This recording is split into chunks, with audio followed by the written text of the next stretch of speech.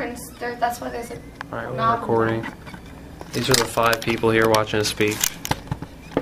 Hey, my goal today is to introduce myself to you and tell you a little about who I am. I grew up on a farm in Hallsville, Missouri with my mom, my sister, and my dad. Farm life was not very exciting, so I can't tell you a whole lot about it. My biggest accomplishment, I would say, to date in life is being the mom of a 6-year-old daughter named Mackenzie. This is her in her preschool graduation outfit. She was very proud of herself, as I was. Currently, I work for French Girl and Electric full-time. I'm working part-time in school, working towards my nursing degree. And then I try to keep up with a busy 6-year-old, which is not an easy job. And in my spare time, what little I do have, I enjoy reading, watching movies, and taking naps. I would say my all-time favorite movie would be Urban Cowboy. And James Patterson would be my pick of authors. So that's who I am. It's not a very exciting life, but it's a very fulfilling one.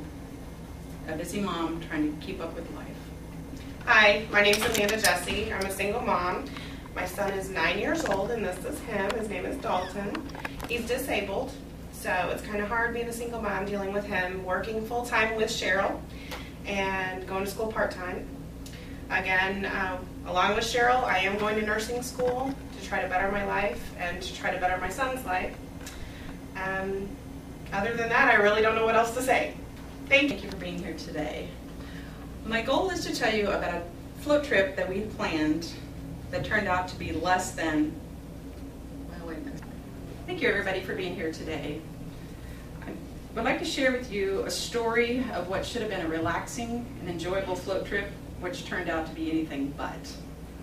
My best friend Teresa and I planned a trip for a group of our close friends. We were going to go down to the Current River in Eminence, Missouri. We started out on a Saturday morning. After about a 3-hour trip, we finally arrived at the campgrounds. Well, I pull up to the office to do the check-in, and I'm greeted at the office door by this huge, less than friendly dog.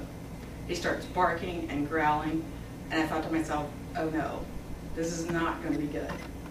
So I start to slowly back away, and the dog calms down.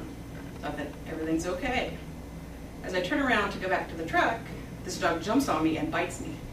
And yes, you can imagine where he bit me. It's not pretty. So my friend and I are sitting in the truck talking about what had just happened, and we noticed that our group of friends had already arrived. So we decided to go on down to the campsite and unpack and kind of relax. Well, when we get into the campers, we notice that there's glass all over the bedroom floor. The window was broken. I'm thinking, okay, I've already been bit, that's strike 1. Campers tore up, that's strike 2. This weekend is not starting out good. So after a few minutes of complaining, I get some reinforcements because I'm not going to go back up to that office by myself with that dog. We go back up, the owners are finally in, and we tell them what happened with the dog, what happened with the camper, and we want to be moved. So we had about a 20-minute argument with them before they give us a new camper. So we finally get to unpack, and now we're ready to unwind. So we go down to the river for a swim. The water was freezing cold, but everybody had a great time. So after a little bit of swimming, we decided, okay, we're going back to camp. We're going to go ahead and eat some dinner, turn in early because we knew we had to get up early the next day because that was the day of the float. The beds in the campers were less than comfortable. They had about a 1-inch thick mattress on them, and you felt the bar in your back all night long. Not the most comfortable bed. So the next morning comes, everybody's excited. We jump up, we eat breakfast, we get all of our gear together. We get the bus, takes us upriver to the starting point. Everybody grabs their canoes or kayaks, whatever they wanted. We finally get to take off, and everybody's real excited. The scenery down there is beautiful. If you've ever been to the Current River in Eminence, Missouri, that's a good place to go. Well, I would say probably about halfway through the trip, my friend's canoe flipped over. Unfortunately, we didn't get to see it happen. We just heard the commotion. We were ahead of them. But we did have the chore of catching all the drinks and the food that were floating down the river. If you've ever tried to lean to the side to pick something up without tipping yourself over, you know it's kind of hard to do, but we managed. My daughter was scared we were going to turn over. But we didn't. We did good. So we ended up, we regrouped, everybody got back in the canoe, got most of the drinks, And we continued on. We stopped a lot along the way just to enjoy the scenery and relax and swim and talk. So I would say the last part of the float was pretty uneventful. You know, we just kind of hung out and did some cliff diving and had a good time. So once we were finished there, we got back to the campsite and we were sitting around talking, and we were all saying, you know, it's only 3 hours to home. We could sleep in our own beds tonight. Do we really want to stay in these campers again? So everybody agreed, yes, let's go home. So that's what we did. We packed up and we went home. So it just goes to show you, true friends are with you in good times and bad. So that is my story of a float trip that started out pretty rocky but ended up making memories of a lifetime. Thank you.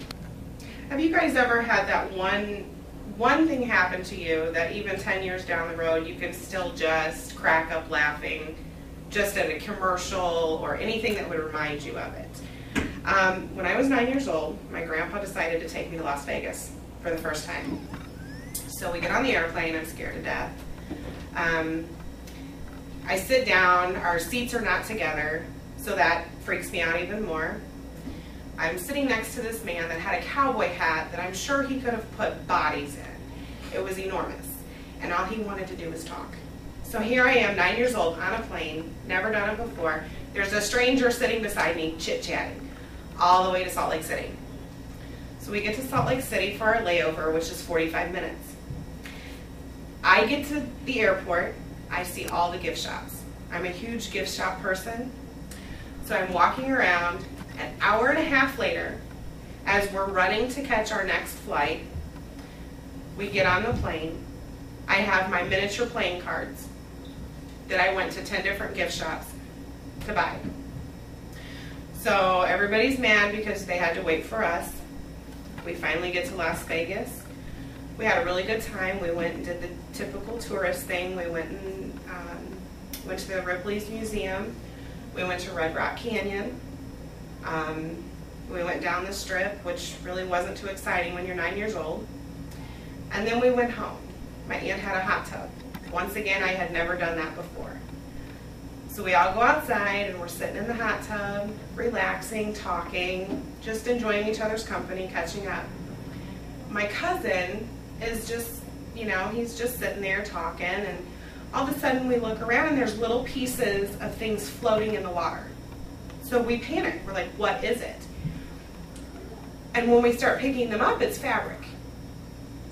My cousin gets this awful look on his face. His eyes are huge, and he realizes that it is his shorts.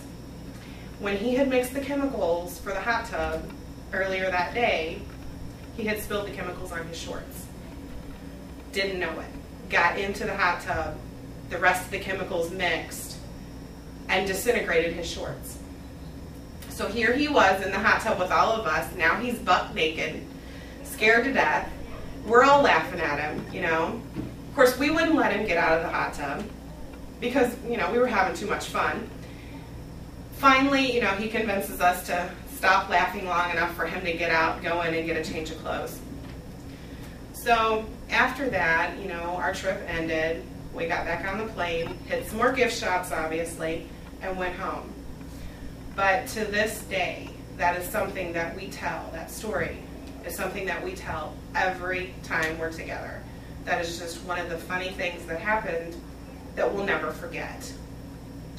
So it's very important to have those types of memories.